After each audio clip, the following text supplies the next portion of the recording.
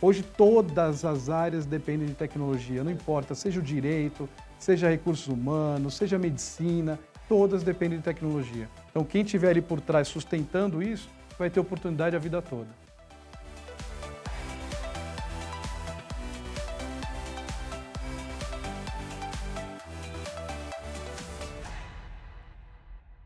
Olha, pelo nosso sorriso aqui no estúdio, o dia está sendo maravilhoso. Receber pessoas queridas aqui na nossa casa e principalmente por um propósito nobre, que é documentar lindas histórias de vida e de grandes profissionais que dedicam uma vida à área de tecnologia. E o meu convidado dessa entrevista agora, Guto Souza. Guto, que honra poder te receber aqui. Muito obrigado, meu amigo. Eu que te agradeço, Renato. O prazer é todo meu.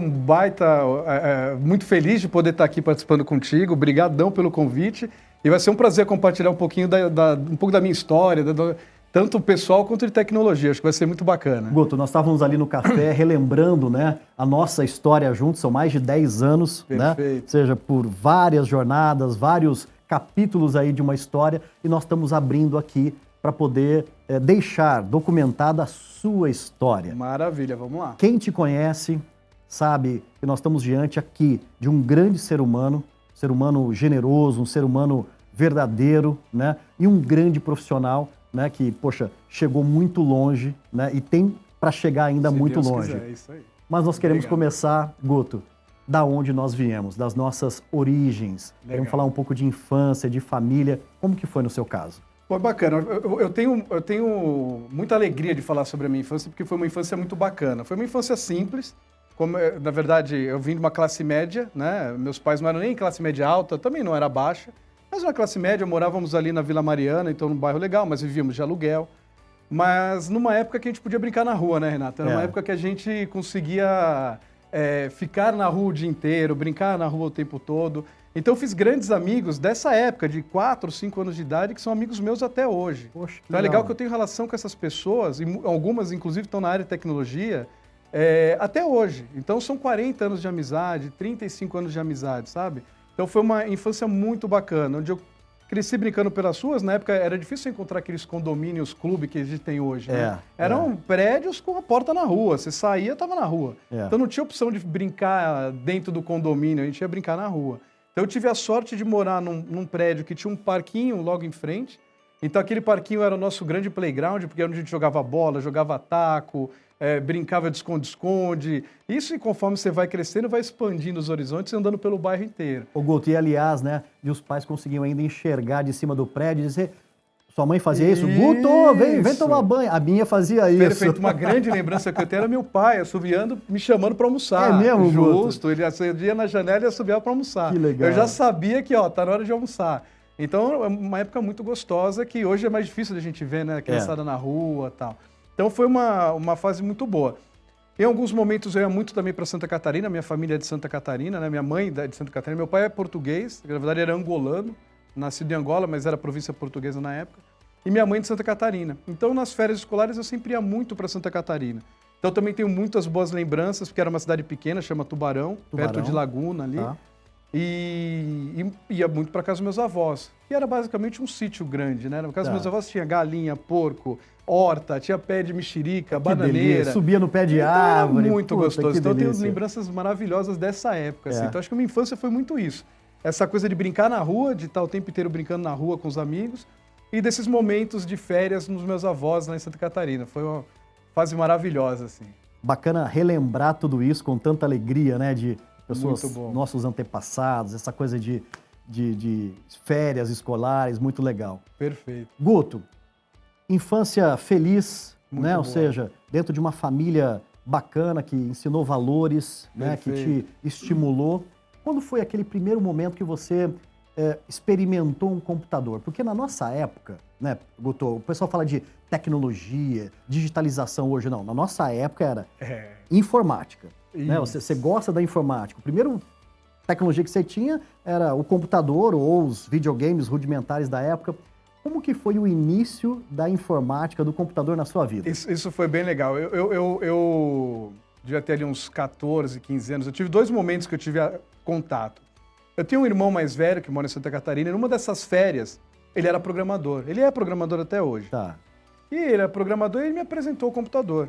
Eu falei, cara, achei o máximo aquilo, mas não é porque ele botou um joguinho, ainda carregava no disquete, 5 1/4, aqueles que são mole, né? E aí eu achei fantástico e comecei a falar, pô, pai, eu quero um computador também. E na época meu pai não tinha computador, não era uma coisa barata que você comprava assim tão fácil, né? Então, vou ver se eu consigo alguma coisa, tal.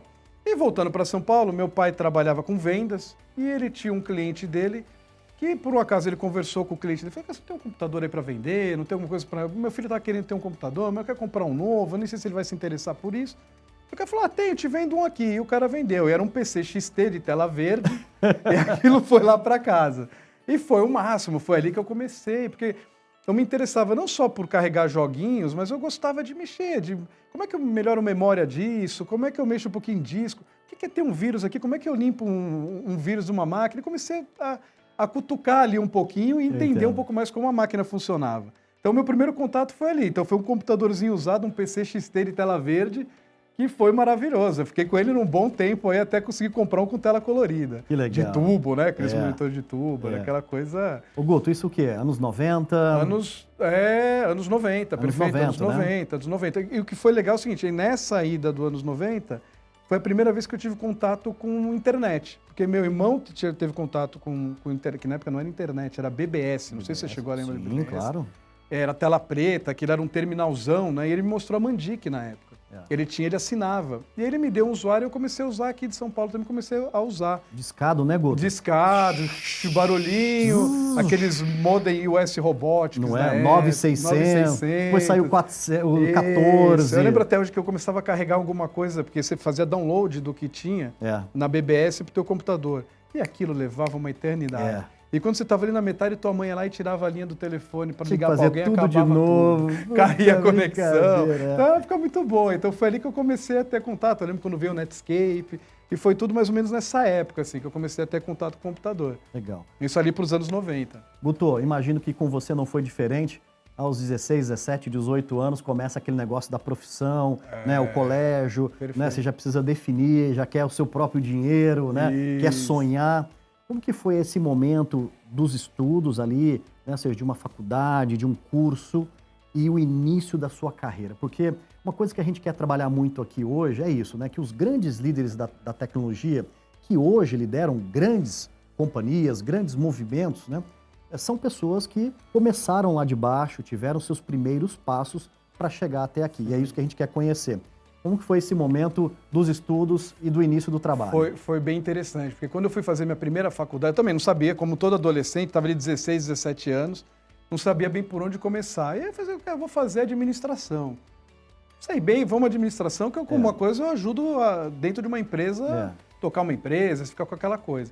E fiz 2 anos de administração, Renato. Estava fazendo administração, não estava trabalhando ainda, mas ali para os 17, mais ou menos, 17, eu comecei Minha mãe, na verdade, falou assim, cara, você precisa sair da rua, vamos trabalhar.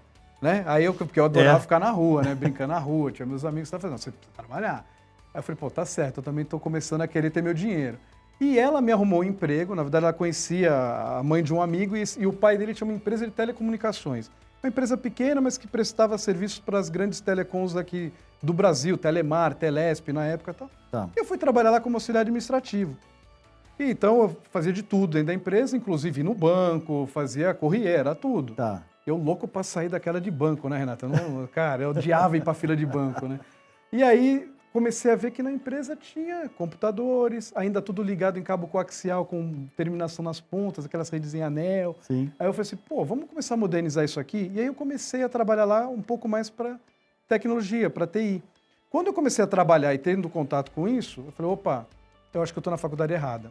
E aí foi quando eu tranquei a administração e fui fazer processamento de dados na época. Tá. E fui estudar tecnologia da informação. E ali eu me achei, ali eu me encontrei. Falei, pô, isso aqui é a minha área. E nessa empresa pequena eu comecei a minha carreira lá. Então foi um momento legal, fui estudar tecnologia e comecei a trabalhar numa empresa de telecom, já focando mais na área de TI dessa empresa.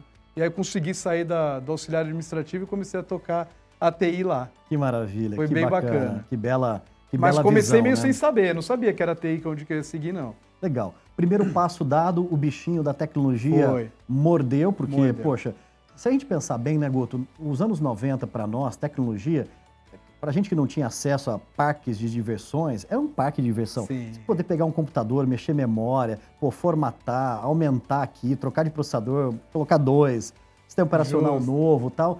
Quando que é aquele momento que você fala assim, pô, o negócio está começando a ficar sério? Eu começo a ter projetos, eu começo a ter responsabilidade, possivelmente pessoas dependendo já de você, né? Ali como um início de uma liderança. Como que foi essa escalada, Bem Guto? bacana. Foi justamente nessa empresa. Quando eu comecei a assumir essa responsabilidade de tecnologia, não tinha uma área de tecnologia, era uma empresa pequena. Então, assim, era um grande laboratório para a minha empresa. Tinha aquela coisa, não, vamos fazer gestão de mudança, só pode mexer em determinado horário. Lá era o meu laboratório. Tá. E aí, lá e comecei. Então, eu implantei lá servidor de correio, que na época não tinha, servidor de e-mail. Coloquei servidor de arquivos. Na época a gente implantei até aquele servidor proxy, que era para acelerar a navegação na internet. Verdade, fazer cache, né? Cache, porque como era devagar o acesso, eu tinha que cachear local. Aí tinha servidor de proxy. Então eu comecei a montar. Fez isso no Linux ou fez no No Network? Linux, no Squid, chamava Squid. E o Squid era rapidíssimo para isso. Quem é mais antigo vai lembrar. E aí fazia no Squid, mas já o servidor de correio, era tudo Microsoft, já era Exchange e tal. E começou ali a montar uma estrutura. E a gente começa a perceber que está mais sério quando as pessoas começam a depender muito daquilo, né? Porque aí eu falei assim, não, calma aí. Tinha horas que eu queria fazer algum ajuste, eu ia lá na hora do almoço e mudava. Aí quando você ia mexer em algo, eu falei assim, calma aí, quem está mexendo? Porque o pessoal começa a perceber, eu falei assim, cara, a dependência da tecnologia começou a ficar muito maior dentro daquela empresa. Eu falei, opa, a coisa aqui agora está começando a ficar um pouquinho mais séria. E logo depois, eles quiseram digitalizar toda a parte de back-office, de implantar um ERP. Que na época era RM Sistemas, eu acho que foi até a TOTS que comprou depois. E aí a gente implantou RM Sistema em DOS ainda, era tudo tela preta, e terminal era DOS. E aí era a parte financeira, contabilidade e folha de pagamento. E foi onde eu tive o primeiro contato com um ERP. Fui fazer treinamento, entendi como é que funcionava e vim implantar. Não conhecia do negócio, né? Então sempre tinha um cara, por exemplo, folha de pagamento. Tinha um cara de RH, de recursos humanos, o cara junto comigo, eu ia digitalizando aqueles processos e ele validando se o que estava saindo dali era certo. A mesma coisa na contabilidade, na parte financeira. Então, quando eu vi, estava implantando um RP ali, né? Uma coisa pequena, mas... E, então, foi ali que começou a falar, opa, a coisa está ficando mais séria. Porque logo dali eu tive a oportunidade de migrar para uma multinacional, e aí foi o meu primeiro emprego de empresas de grande porte, né? Aí já tinha um data center, você entra naquele data center, você fica maravilhado, né? Isso aqui é um paraíso, né? Então, foi a primeira contato, mas tudo começou nessa empresa pequena de telecom. Legal. Foi ali que me deu o start. E aí nós já estamos passando... por um momento super diferente que houve, que foi o bug do milênio. Aí eu já estou entendendo que a gente está começando nos anos 2000, é isso, Guto? Isso, perfeito. Eu entrei lá em 2000. A sua carreira já começa ali a delinear. E aí como que é? Ou seja, você tinha uma autonomia enorme, né? Ou seja, era o cara da TI ali na empresa construindo coisas, você entra num mundo multinacional, processos, né? Aquilo, como que foi isso para você, Guto? Não, foi maravilhoso. Primeiro que assim, a primeira coisa que você vê um negócio, você fala assim, não, calma aí, agora eu estou me tornando... acho que foi o momento que eu falei assim, estou me tornando um profissional de tecnologia. Porque aí profissionaliza, né, Renato? Aí você tem processo. Eu tinha muito treinamento, então, quando eu entrei nessa empresa, eu tive acesso a muita informação, era uma multinacional, eles pagavam as minhas certificações, então eu tirei na época System Engineer da Microsoft, a turma mais vai lembrar dessas certificações. System Administrator. Então, eu fui me profissionalizando naquilo, tirando certificações para também me tornar um profissional um pouco mais valioso, né? Porque você começa a se diferenciar de certa forma e tendo muito esse acesso a grandes clientes, porque aí eu tratava com grandes clientes, com grandes empresas. Então, eu tinha reunião com essas empresas. E no começo eu tinha que trabalhar de terno e gravata. No começo ainda tinha terno e gravata, coisa que hoje ninguém mais quer saber. Saiu de moda, Saiu de moda, mas eu ia, como um consultor na época dessa empresa, eu ia de terno e gravata. Então, assim, foi um momento que eu falei, opa, agora a coisa ficou séria e agora sim eu estou me tornando um profissional de tecnologia. Comecei lá como analista de suporte pleno, entrei até como pleno, mas focado em servidores, parte de infraestrutura, né? E ali começou a minha carreira, ali que eu comecei a... E nessa empresa foram 6 anos lá, foi uma jornada muito boa. Entrei como analista pleno e saí como gerente de lá, então foi um belo aprendizado. Ô Guto, uma marca da sua carreira é que você faz muita questão de fechar ciclos importantes e bem fechados, né, por onde você passa. Acho que isso é uma marca muito bonita que dá para ver muito claramente na sua trajetória. Sim. Quando foi aquele momento que você começou a se desafiar como um líder, né? Ou seja, dominou toda a parte técnica, né? E começou a se tornar um líder focado em pessoas, a gerir pessoas.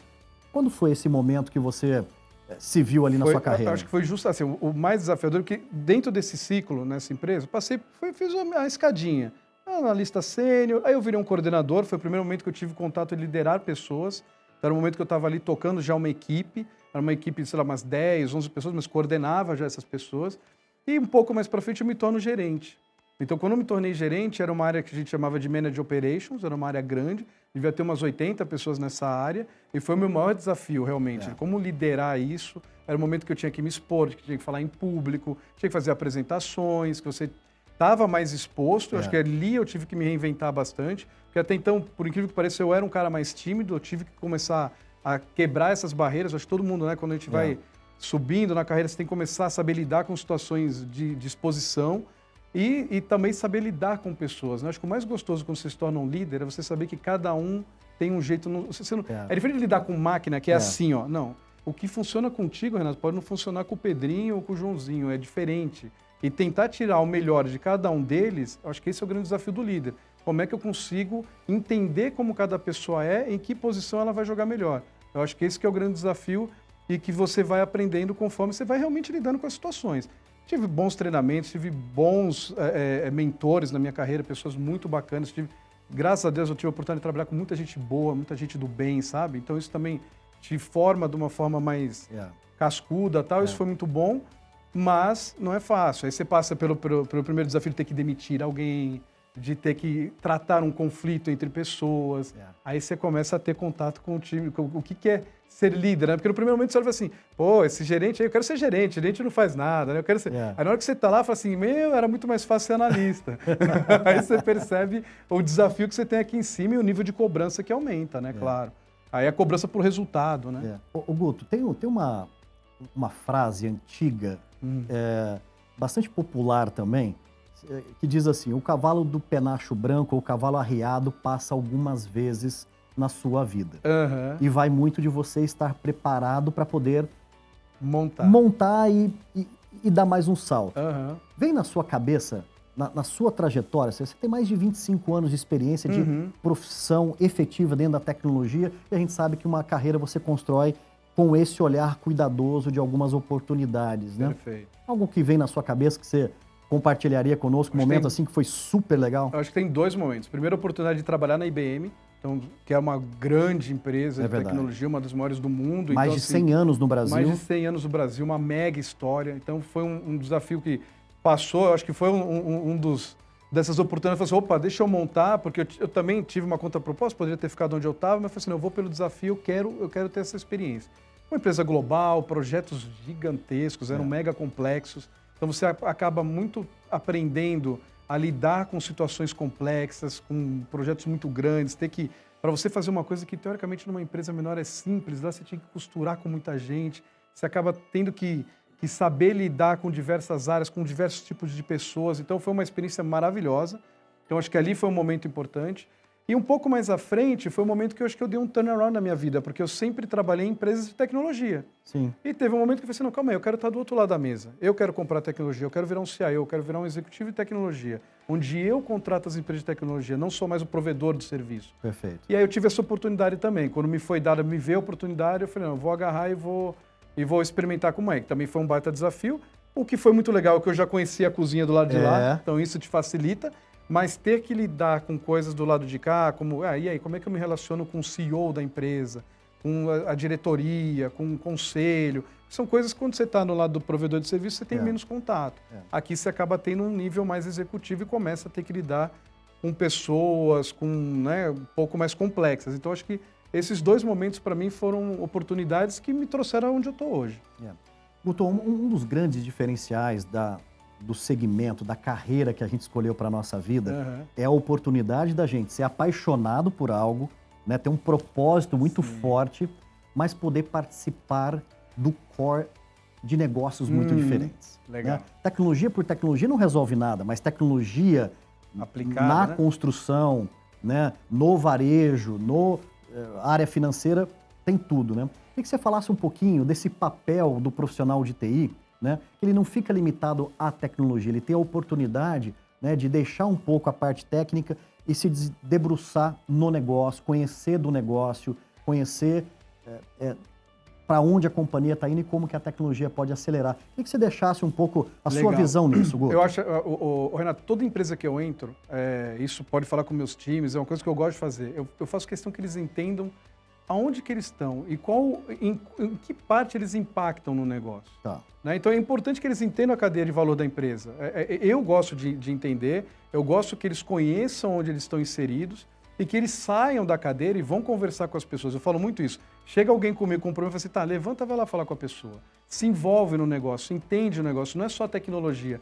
E cada vez mais isso, né? Porque antes a gente ficava muito bitolado na tecnologia. Hoje está tudo como serviço, você contrata serviço. Se a TI não agrega no negócio, a própria área contrata direto. Ela não precisa mais da TI para ter acesso a um CRM, ela não precisa mais da TI para ter acesso a um serviço XPTO. Ela consegue contratar direto, é muito simples, basta um cartão de crédito. Então hoje, se a gente não está ali para fazer uma governança, para mostrar para eles a importância de, né, ainda mais agora a segurança da informação, de ter essa governança, mas também agregando valor, e muitas áreas viam a TI como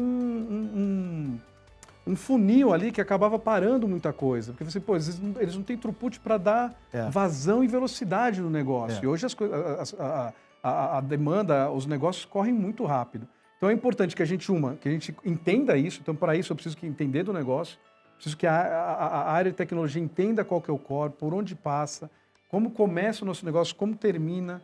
No momento que eu tenho eu tô com um problema no cara do cara da contabilidade, ou do cara ali de marketing. Cara, o que está parando em marketing que afeta o negócio? Não é simplesmente porque o cara está ali para... Não, você está impactando o negócio. O cara está deixando de fazer algo que era importante para o negócio. Então, ter essa visão do business... Tanto que hoje eu pego o meu time de tecnologia, ele é muito menos técnico e muito mais negócio. O técnico é o contrato de parceiros. Eu não preciso ter um cara mega até. Lógico, a gente tem algumas pessoas chaves. Por quê? Porque elas fazem muito essa interface técnica com o negócio, porque ela conhece o meu negócio. É o cara que normalmente faz essa interação com parceiros, porque às vezes o parceiro está mais distante, ele não entende da complexidade ou da importância de determinadas coisas dentro do meu negócio. Então eu tenho esses pontos focais, mas eu tenho muita gente mais que entende muito de negócio. Então eu tenho caras no meu time hoje, tem cara que veio do fiscal, eu tenho um cara que era contador, inclusive hoje é um dos melhores caras que eu tenho. Então assim, não eram tecnologia, mas entendiam de negócio. Então, eu acho que isso que é importante. Eu acho que é ter essa visão. E o cara de tecnologia que entende isso é o cara que vai mais longe, não tenha dúvida. Ele agrega mais valor, né? Guto, claro que nós estamos falando aqui de uma história, algo que acontece, como você encara e tem liderado, né, as equipes, os negócios. E um dos nossos grandes objetivos aqui, né, é desmistificar essa profissão de tecnologia. Legal. Né? E principalmente as novas gerações que estão chegando, e muitas delas já fluentes digitais, né, entenderem um pouquinho que por trás da TI tem uma oportunidade imensa. Né? Então esse programa ele tem um pouco desse cunho também, de ser um convite, um chamamento para as pessoas se interessarem mais pela profissão de TI, porque entendendo uma trajetória do Guto Souza, por exemplo, saindo lá da Vila Mariana, ou seja, tendo o contato com o computador mais seriamente depois dos 18 anos, poxa, né, hoje é um grande líder, uma pessoa respeitada, muito querida, né, ou seja, ganhador de prêmios, né, ou seja, sem as modéstias aqui. Que mensagem você deixaria para esses jovens, Guto, que está ali com 16, 17 anos, né, e que fala, pô, será que tecnologia ainda é um negócio legal, ainda dá para, né, ter uma carreira bacana, uma vida bacana? O que você diria? Bem, eu falo isso, eu tenho alguns jovens com quem eu converso, né? É bem legal, porque tem alguns que me procuram também para bater papo sobre isso. Eu falo para todos, eu acho que a área de tecnologia, Renato, é uma área extremamente promissora, uma das melhores que tem no mercado. Assim, tem vários... É como medicina, você tem vários segmentos, né, várias oportunidades que você pode seguir dentro de tecnologia. Você pode ser um programador, pode trabalhar com infraestrutura, pode trabalhar como gerente de produtos, gerente de projetos, tem um monte de oportunidades. Dificilmente você pega um bom profissional de tecnologia que fica desempregado. Ou se fica é muito rápido, porque às vezes, lógico, as empresas passam por dificuldades, às vezes acontece.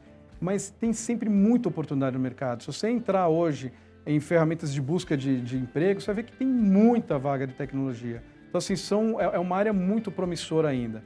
Eu acho que para o jovem hoje, que já vem com essa bagagem tecnológica, o cara já nasce digital, esse cara conseguir olhar hoje para análise de dados, falar de machine learning, inteligência artificial, computação em nuvem, tem muita coisa bacana, né? E aí você vai estar falando também junto com programação, desenvolvimento e tal. Tem muita coisa bacana. O acesso à tecnologia é muito mais fácil. O cara consegue subir ali uma estrutura de tecnologia com 2, 3 cliques. Então, tem muita coisa bacana. O cara que está inserido nesse mercado dificilmente fica sem emprego.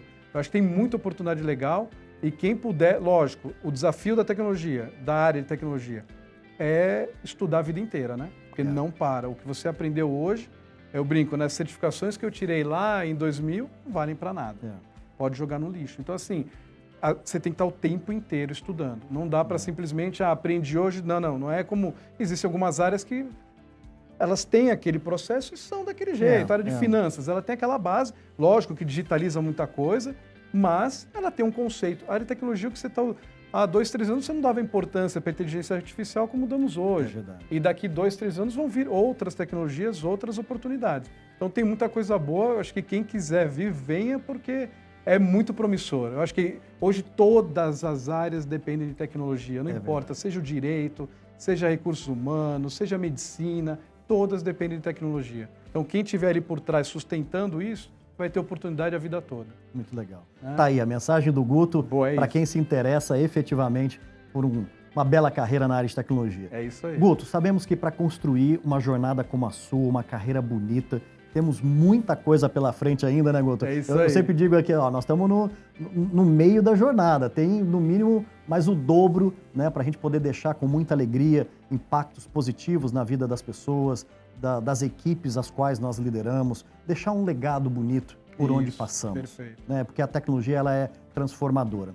A gente sabe que para construir uma carreira como a sua, não se constrói sozinho. Isso. Então chegou o momento aqui, na nossa entrevista, de relembrar algumas pessoas, pessoas importantes na sua trajetória, que você gostaria de deixar registrada aqui, né? Um muito obrigado, um agradecimento, né? Tenho certeza que você tem aí no seu coração várias pessoas que são fundamentais para a sua jornada. É até difícil falar, né, Renato? Porque assim, tem muita gente, portanto você pode esquecer de alguém e tal, mas assim, tenho pessoas que foram, tirando primeiro meus pais, que foram sempre extraordinários, né? Pessoas que me guiaram, me deram todas as oportunidades. Se eu estou aqui hoje foi porque o cara parou em algum momento, foi atrás de um computador e trouxe para casa. É verdade. Então, pequenas coisas que você fala assim, pô, isso aqui... Eu brinco, é o efeito borboleta, né? É uma sopradinha que muda o teu rumo, né? Então, são pequenas coisas que te direcionam para aquele caminho. Então, minha família, sem dúvida nenhuma. Eu tive grandes mentores.